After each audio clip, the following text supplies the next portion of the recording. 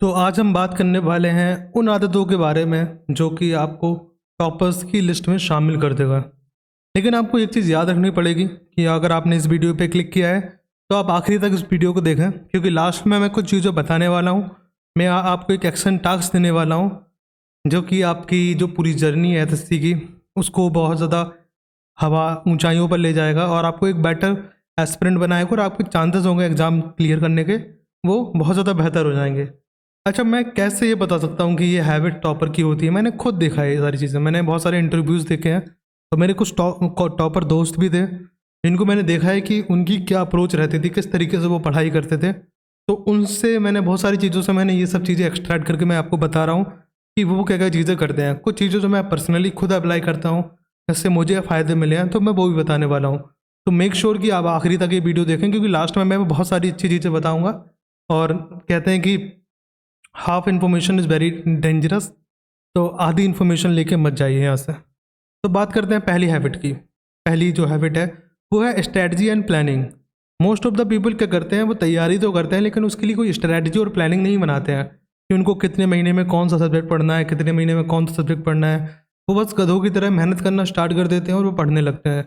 लेकिन क्या पढ़ना है, कब पढ़ना है, ये भी बहुत ज़्यादा इंपॉर्टेंट है। तो एक एक सेइंग होती है, if you fail to plan you are plan to fail. मतलब अगर आप प्लानिंग करने से, अगर आप प्लानिंग नहीं करेंगे, अगर if you are fail to plan तो आप ज़रूर फेल हो जाएंगे। इसका मतलब ये है, और ऐसा होता है क्योंकि प्लानिंग बहुत ज़्यादा ज़रूरी है। मान लो मुझे कहीं पर जाना है, अगर मैं पहले से ही मैं सोच के नहीं जाऊँगा कि मैं वहाँ पे पहुँचूँगा कैसे, कौन सी बस लूँगा, कौन सा ट्रक लूँगा, कौन सी ट्रेन लूँगा, तो मैं प्लानिंग कर रहा हूँ, मैं बस निकल जा रहा हूँ। मुझे ये भी नहीं पता कि मुझे बाइक से जाना है या फिर पैसे कितने चाहिए, कोई भी प्लानिंग नहीं है। तो मैं अपनी जर्नी पे, मंजिल पे पहुंचने के चांसेस बहुत ज़्यादा कम है। मुझे रास्ता नहीं पता, मुझे कुछ नहीं पता, तो मैं मंजिल तक नहीं पहुंचूंगा। तो मेन चीज़ है कि मुझे सब कुछ पता होना चाहिए कि कहाँ पे जाना है, कैसे जाऊंगा, कहाँ पे क्या करूंगा। तो वो लोग जो सब प्लान करते हैं वही आगे चल के कुछ कर पाते हैं। तो पहले आपको क्या करना है, पहले आपको 6 महीने की एक स्टडी प्लान बनाना है जिसमें आप टीयर 1 और टीयर 2 दोनों को ही टाइम देंगे। टीयर 1 और टीयर 2 को आप अलग अलग टाइम नहीं देंगे। टीयर 1 और टीयर 2 सेम ही है, लगभग सिलेबस बिल्कुल सेम ही है। अगर आप मैथ्स पढ़ रहे हैं तो टीयर 1 और टीयर 2 की लेवल में इतना ज़्यादा डिफरेंस नहीं है, बस थोड़ा सा ऊपर है। तो अगर आप अलजेब्रा पढ़ रहे हैं तो अलजेब्रा पूरा ही ख़त्म कीजिए, टीयर 1 का भी और टीयर 2 का भी। साथ में साथ में ये गलती मत कीजिएगा कि आप टीयर 1 के क्वेश्चन सॉल्व करें और टीयर 2 को छोड़ दें, क्योंकि मैंने टीयर 1 में ऐसे ऐसे क्वेश्चन देखे जो टीयर 2 के क्वेश्चन तो ज़्यादा टफ है। तो मेक श्योर कि जब आप टीयर 1 की तैयारी कर रहे हो तो टीयर 2 की भी तैयारी साथ में करते रहें, क्योंकि टीयर 2 की तैयारी टीयर 1 में हेल्प करेगी और टीयर 1 को अगर आप हाई लेवल पे करेंगे तो वो टीयर 2 में हेल्प करेगी। और जो टॉपर्स होते हैं, जो अच्छी तरीके से एग्ज़ाम निकालते हैं, अच्छे नंबर लाते हैं, वो दोनों ही साथ में प्रिपेयर करते हैं और दोनों को अलग अलग ट्रीट नहीं करते हैं। तो आपको भी टीयर 1 और टीयर 2 को अलग अलग ट्रीट नहीं करना है। तीसरा है डेली 3 आवर स्टडी स्लॉट। इसमें देखो एक चीज़ आपको समझनी होगी कि आपकी स्ट्रेंथ और वीकनेस क्या क्या है। सबकी स्ट्रेंथ और सबकी वीकनेस अलग अलग होती हैं। आपकी स्ट्रेंथ और आपकी वीकनेस अलग अलग हो सकती हैं। तो जैसे मान लो कि जिसको मैथ्स और रीजनिंग और जीके तो तीनों बराबर बराबर कोई टाइम दे सकता है क्योंकि उसको तीनों वीक हैं। लेकिन हो सकता है किसी की मैथ्स वीक हो और रीजनिंग उसकी बहुत अच्छी हो, जीके उसकी अच्छी हो, तो वो तीनों एक स्लॉट 3 घंटे का, तो तीनों घंटे वो मैथ्स को भी दे सकता है। जैसे मैं तो पूरे पूरे दिन मैथ्स ही पढ़ता रहता था, क्योंकि मुझे मैथ्स का सिलेबस कवर करना था और मैथ्स मैंने बहुत दिनों से पढ़ी नहीं थी।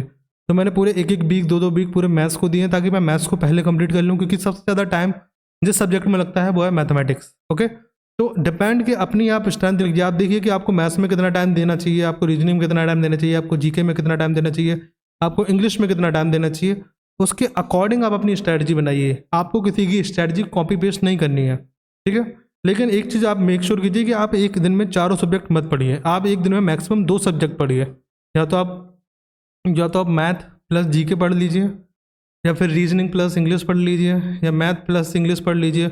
मैथ और रीजनिंग साथ में ना पढ़िए तो बेहतर होगा, क्योंकि दोनों थोड़े कैलकुलेटिव सब्जेक्ट है, थोड़ा दिमाग वाले सब्जेक्ट है। तो एक हार्ड और एक हल्का, मतलब एक में ब्रेन में लोड कम पड़े, एक में ज़्यादा पड़े। तो इस तरीके के 2 सब्जेक्ट का कम्बिनेशन बनाइए। और अपार्ट फ्रॉम दिस आपका इंटरेस्ट जैसा हो उसके अकॉर्डिंग, अपनी स्ट्रेंथ और वीकनेस के अकॉर्डिंग आप एक पूरा टाइम टेबल बनाइए कि आपको कैसे पढ़ना है, क्या पढ़ना है।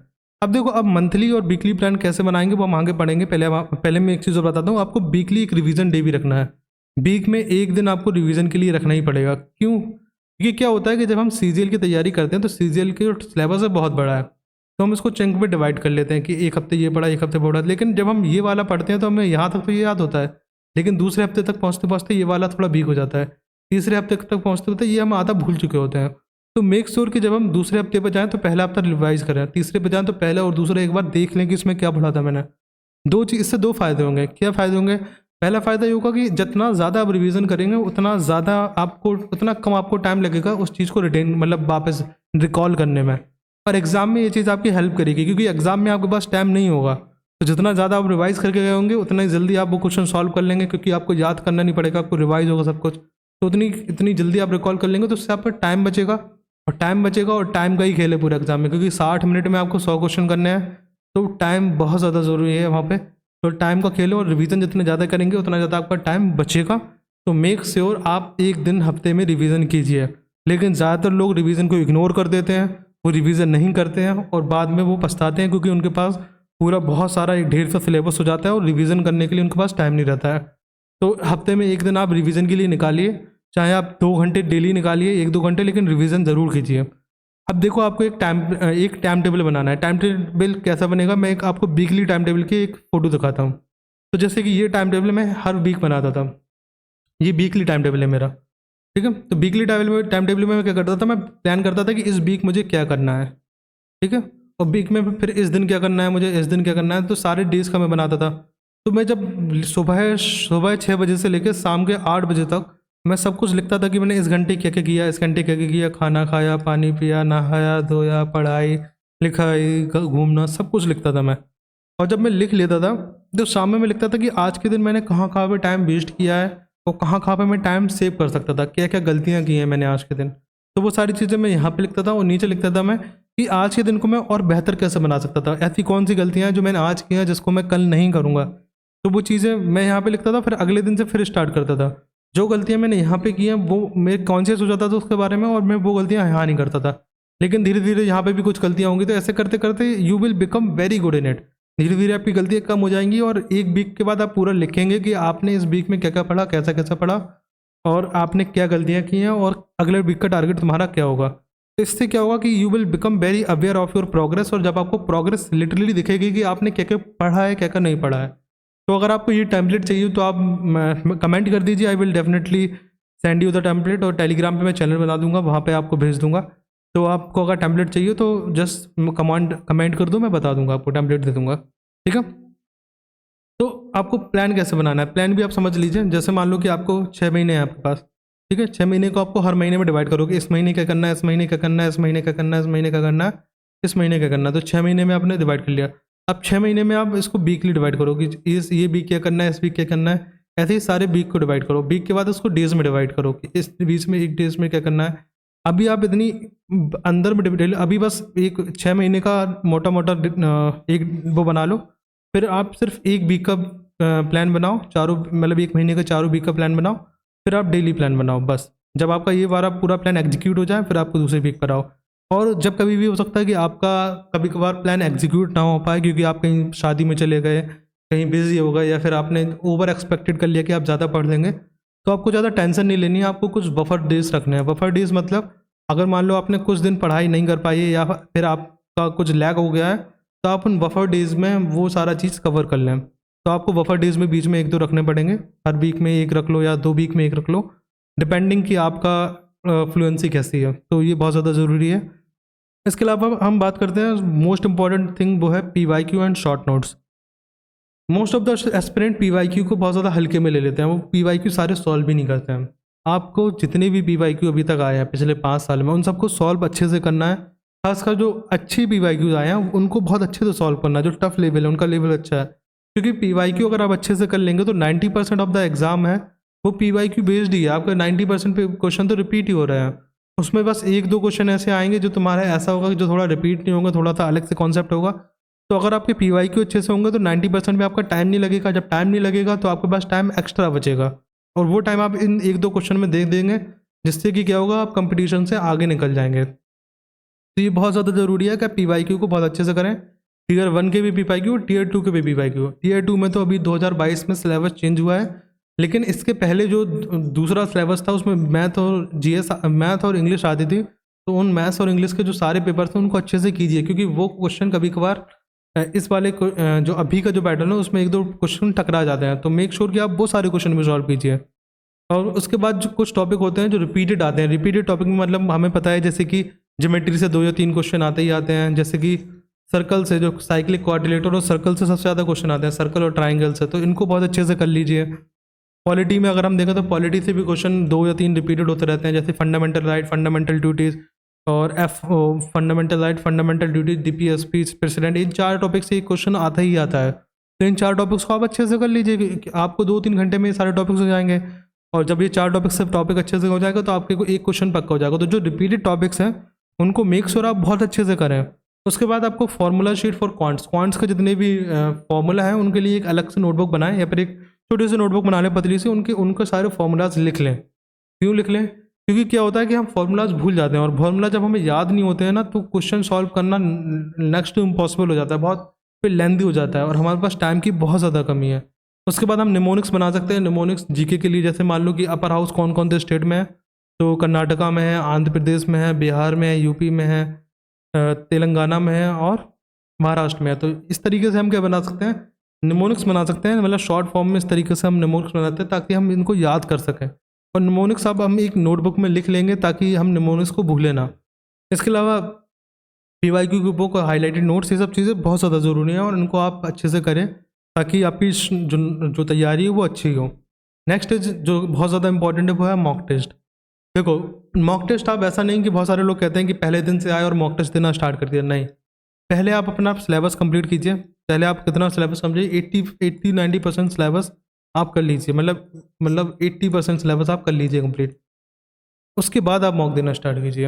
अगर आप मॉक जैसे ऑलिव बिट पे दे सकते हैं, टेस्ट बुक पे दे सकते हैं। अगर आप फ्री में देखना चाहते हैं तो टेस्ट रैंकिंग में आप पीवाईक्यू वाले मॉक फ्री में मिल जाएंगे आपको। टेस्ट रैंकिंग हो गया, या फिर आरआरबी वाले जो सर हैं वो भी बढ़िया मॉक देते हैं पीवाईक्यू वाले, उनकी वेबसाइट पर। तो यहाँ पर अगर आप फ्री मॉक देने हो तो टेस्ट रैंकिंग आरआरबी में जा सकते हैं, और अगर पेड लेना हो तो ऑलिव बोर्ड या टेक्स्ट बुक कहीं पे भी जा सकते हैं। मुझे उन्होंने पैसे नहीं दिए, मैं आपको ऑप्शन दे रहा हूँ, ठीक है। और उसके अलावा आप सेक्शनल मॉक दीजिए। सेक्शनल मॉक क्या होता है?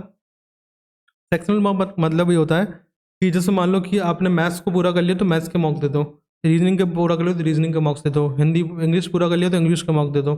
और सेक्शनल में भी आप टॉपिक वाइज मॉक दे सकते हैं। मैथ्स का जैसे नंबर सिस्टम है, नंबर सिस्टम के अलग से मॉक्स मिल जाएंगे, और ये सारे मॉक्स टेस्ट रैंकिंग पर अवेलेबल है। मैंने देखा था लास्ट टाइम, तो वहाँ पर थे। तो उससे क्या होगा कि आपका एक टॉपिक पे कॉन्फिडेंस डेवलप हो जाएगा। अगर मान लो आपने परसेंटेज पढ़ा और परसेंटेज को पूरा पढ़ने के बाद टेस्ट रैंकिंग से परसेंटेज के 2 जो सेक्शनल मॉक्स थे वो दे दिए और उनको आपने अच्छे से कर लिया, तो उसके बाद आपको एक कॉन्फिडेंस आ जाएगी कि हाँ, मुझसे तो क्वेश्चन हो रहे हैं। और अगर क्वेश्चन नहीं हो रहे हैं तो आपको अपनी प्रिपरेशन पे थोड़ा वो होगा, एनालाइज करना पड़ेगा कि हाँ, मेरी प्रिपरेशन शायद अप टू द लेवल नहीं हो रही है, इसलिए क्वेश्चन नहीं हो रहा है, तो हमें अपनी प्रिपरेशन को और अच्छा करना पड़ेगा। तो उससे तुम्हें पता चलेगा कि कहाँ पे हम गलती कर रहे हैं और कहाँ पे हम गलती नहीं कर रहे हैं। तो मॉक देना बहुत ज़्यादा ज़रूरी है। उसके अलावा हम एरर लॉग टेबल रखेंगे, मतलब मॉक में जो भी क्वेश्चन गलत हो रहे हैं तो हम लिखेंगे कि कौन सा क्वेश्चन गलत हुआ है। उसके बाद हम लिखेंगे कि ये क्यों गलत हुआ है, क्या तुमने टॉपिक नहीं पढ़ा इसलिए गलत हुआ है, क्या ये कोई सिली मिस्टेक्स हुई है या कैलकुलेशन मिस्टेक्स हुई है, या फिर मतलब रीज़न क्या है उसका वो लिखो। और उसके बाद उसका सोल्यूशन देखो और सोल्यूशन भी लिखो, ताकि अगली बार वो गलती ना हो या फिर वो सोल्यूशन आपके पास अवेलेबल हो। तो मॉक में अगर आप ये 3 स्टेप करेंगे और ऐसे करते करते अगर आप एग्ज़ाम से पहले 30-40 मॉक्स ही लगा देंगे, फुल मॉक्स, तो 100% यू विल डेफिनेटली स्कोर, मतलब आपका जो स्कोर है वो बहुत ज़्यादा ऊपर चला जाएगा। मतलब अगर आप 130 स्कोर कर रहे होंगे तो 130 से आप सीधे 160 चले जाएंगे अगर आपने 30-40 मॉक्स में ये स्ट्रैटेजी अप्लाई कर दे। इसके बाद हेल्थ और वेलनेस। बहुत सारे लोग क्या करते हैं, प्रिपरेशन में इतना ज़्यादा इंडल्ज हो जाते हैं कि अपनी हेल्थ का वो ध्यान ही नहीं रखते हैं। तो इस एक चीज़ आपको समझनी होगी कि ह्यूमन के अंदर एक लिमिटेड कैपेसिटी होती है। मतलब ऐसा नहीं है कि हम 24 घंटे पढ़ सकते हैं, 24 घंटे हम नहीं पढ़ सकते। अगर आप एक दिन 24 घंटे पढ़ लोगे तो दूसरे दिन आप 2 ही घंटे पढ़ पाओगे। क्यों? क्योंकि वो ड्रेन हो जाएगा। देखो, 2 तरीके के लोग होते हैं। एक होते हैं जो ऊपर बहुत एकदम से ऊपर चढ़ जाएंगे, फिर नीचे ऐसे गिर जाएंगे धड़ाम से। तो ऐसा नहीं बनना आपको। एक लोग होते हैं जो धीरे धीरे धीरे धीरे धीरे धीरे करके वो ऊपर चढ़ते रहते हैं। आपको ये स्ट्रैटेजी अप्लाई करनी है, ना कि ये वाली, ठीक है। तो आपको अगर ये स्ट्रैटेजी अप्लाई करनी हो तो आप प्रॉपर नींद लीजिए, 7-8 घंटे आप सोइए आराम से, अपने ब्रेन को रेस्ट दीजिए। आप डाइट अच्छी लीजिए, नट्स खाइए, अखरोट खाइए, बादाम खाइए, फ्रूट्स खाइए, पानी पीजिए। हाइड्रेशन बहुत ज़्यादा ज़रूरी होता है। जब आप पढ़ाई करें तो साइड में एक बोतल रखिए, हर आधे 1 घंटे बाद थोड़ा थोड़ा पानी पीते रहिए, ठीक है। उसके अलावा अगर आपको बहुत ज़्यादा स्ट्रेस हो रहा है तो आप मेडिटेशन कीजिए। 15-20 मिनट मेडिटेशन सुबह उठ के करना बहुत ज़्यादा ज़रूरी है। इससे आपका क्या होगा, एक तो स्ट्रेस मैनेजमेंट होगा, दूसरा आपका फोकस भी डेवलप होगा। आप फोकस बहुत अच्छा कर पाएंगे अगर आप मेडिटेट करेंगे 15-20 मिनट सुबह डेली, ठीक है। और अगर आप मेडिटेट के लिए अगर कोई ऐप चाहिए हो तो हेड स्पेस नाम का एक प्ले स्टोर पर ऐप मिल जाएगा, फ्री होता है, तो आप उसको यूज कीजिए और आप मेडिटेट करिए। इसके अलावा आप थोड़ा बहुत योगा भी कर सकते हैं, वॉकिंग भी कर सकते हैं।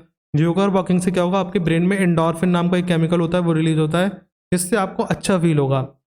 और एक चीज़ याद रखना, जब आपको अच्छा फील होता है तो आपको पढ़ने का भी मन करता है, लेकिन जब आपको बुरा फील होता है, लो फील होता है, तो आपको पढ़ने का भी मन नहीं करता है। तो ये अच्छा फील होना बहुत ज़्यादा ज़रूरी है हमारे लिए। नेक्स्ट चीज़ है एक्शन चेकलिस्ट। मतलब मैं आपको कुछ एक्शन दे रहा हूँ, ये चेकलिस्ट दे रहा हूँ, आप इनको अभी के अभी कीजिए। पहला, आप आज अभी के अभी आप एक टाइम टेबल बनाइए, एक टाइम टेबल बनाइए, उसमें लिखिए कि आपको क्या कैसे कैसे तैयारी करनी है, सब कुछ। अगर आप ये नहीं कर रहे हैं तो मेक श्योर कि आपका सिलेक्शन नहीं होगा, मैं बता रहा हूँ। अगर आपके पास टाइम टेबल नहीं है, आपके पास एक स्ट्रैटेजी नहीं है, एक अप्रोच नहीं है, तो आपका सिलेक्शन नहीं होगा। तो अभी आप टाइम टेबल बनाइए और आपका सिलेक्शन के लिए आप तैयारी कीजिए। दूसरा है PYQ बुक। अगर आपके पास ऑलरेडी है तो कोई बात नहीं, अगर PYQ बुक नहीं है तो उसको खरीदिए, और या फिर PDF, अगर आप PDF से पढ़ सकते हैं। वैसे मेरे ख्याल से बहुत सारे लोग नहीं पढ़ पाते हैं, तो PDF से अब टेलीग्राम वगैरह पर मिल जाती है फ्री में, तो उससे कर लीजिए। फिर अपना मॉक देखिए, आपको कब आप पहला मॉक दे रहे हैं अपना, 1 महीने बाद, 1.5 महीने बाद। तो जल्द से जल्द अपना सिलेबस ख़त्म कीजिए और अपना पहला मॉक शेड्यूल कीजिए कि मुझे इस तारीख को मॉक देना ही देना है। चौथी चीज़ जो मैं कहूँगा, अपनी सोशल मीडिया को डिलीट कर दीजिए। आपको बस इंस्टाग्राम, फेसबुक, जो भी आप सोशल मीडिया चला रहे हैं, जहाँ पे भी आप टाइम वेस्ट कर रहे हैं, उसको आपको डिलीट करना पड़ेगा। क्योंकि किसी ने कहा है कि किसी को मुकम्मल जहाँ नहीं मिलता, किसी को ज़मीन नहीं मिलती, किसी को आसमान नहीं मिलता। तो अगर आप सोच रहे हैं कि आपको SSC CGL में सिलेक्शन प्लस सोशल मीडिया दोनों साथ में मिल जाएगा, तो अनफॉर्चुनेटली ऐसा पॉसिबल नहीं है। You have to choose one. तो आई वुड से कि ऐसा कुछ चूज़ करो लाइफ में जो कि आपके लाइफ लॉन्ग चले। तो सोशल मीडिया को आप चूज़ ना करें, SSC को चूज़ करें और उसको डिलीट कर दें। जब आप डिलीट करेंगे तो आपको 2-3 दिन के लिए बुरा लगेगा, आपको खाली खाली सा लगेगा, लेकिन उसके बाद आपकी हैबिट बन जाएगी और आपको बहुत अच्छा फील होगा। You will feel much much better. तो ये ट्राई करके देखिए। और अपनी आप जिस दीवार, आप जहाँ पर पढ़ते हैं उसके सामने एक दीवार पे लिख लीजिए कि आपको CGL 25 प्री में आपको कितना स्कोर करना है। टारगेट बनाइए, टारगेट आपका 170 का होना चाहिए, क्योंकि कट ऑफ पिछली बारी 153 गई थी, जब 17,000 वैकेंसी थी। हो सकता है कि अब वैकेंसी कम हो जाए तो कट ऑफ और ज़्यादा हाई चली जाए। तो आप दीवार पे लिखिए कि आप कितना स्कोर करना चाहते हैं हम SSC CGL 2025 में। उसके अलावा मेंस में आप कितना स्कोर करना चाहते हैं। तो मेंस का आप टारगेट बनाइए 330 के ऊपर का, क्योंकि इस बार भी कट ऑफ 320 के ऊपर ही जा रही है। तो अगले बार 330 के ऊपर का टारगेट बनाइए, क्योंकि कंपटीशन बहुत ज़्यादा आई है। और जब कभी भी आपको डीमोटिवेट फील हो, आपको लगे कि नहीं मुझसे पढ़ाई नहीं हो रही, तो आप कट ऑफ को देखिएगा, सोचिएगा कि क्या मैं इसको अभी क्लियर कर सकता हूँ। अगर आपको लगे कि हाँ क्लियर कर सकते हो तो आप ठीक है, मत पढ़िए। लेकिन अगर आपको लगता है कि नहीं अभी और मेहनत करने की ज़रूरत है, तो पढ़ते रहिए। अपार्ट फ्रॉम दैट अपने पेरेंट्स के बारे में सोचिए, अपने फ्यूचर के बारे में सोचिए कि अगर आप एग्ज़ाम क्लियर कर लेंगे तो कितनी अच्छी आपकी लाइफ होगी। You will become an officer. आपके पेरेंट्स की आपकी रिस्पेक्ट करेंगे, आपके पड़ोसी आपकी रिस्पेक्ट करेंगे, रिश्तेदार जलेंगे। तो that is the thing which will happen. और ये सब आप कर सकते हैं, ये आपके पास है। तो अगर आप इधर तक वीडियो में आ गए तो make sure you subscribe the channel and like the video. Thank you so much. तो लास्ट में ये कहना चाहूँगा कि SSC टफ नहीं है, बस स्मार्ट काम करना है। स्मार्ट काम करना है जो मैंने आपको बताया है, ठीक है। तो that's all. Thank you so much. Bye bye.